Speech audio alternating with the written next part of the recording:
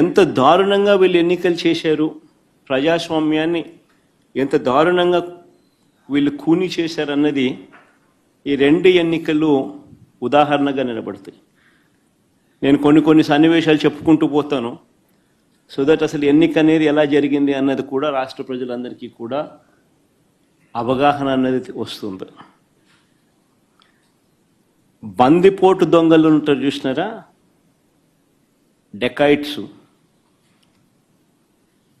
ఇంతకుముందు ఏదో ఏం వ్యాలీ అది, చంబల్ వ్యాలీ అని వింటా అంటాం.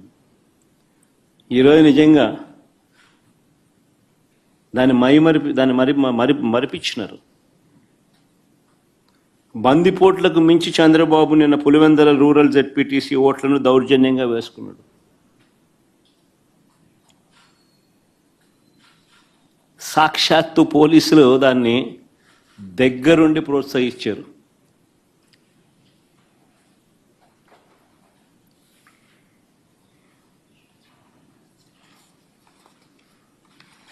నేను చంద్రబాబు గారిని ఛాలెంజ్ చేస్తా ఉన్నా, అయ్యా చంద్రబాబు గారు, మీ పరిపాలన మీద నీకు నమ్మకం ఉంటే,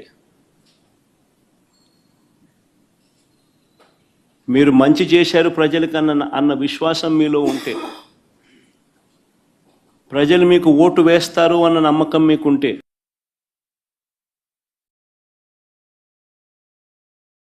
ప్రజాస్వామ్యబద్ధంగా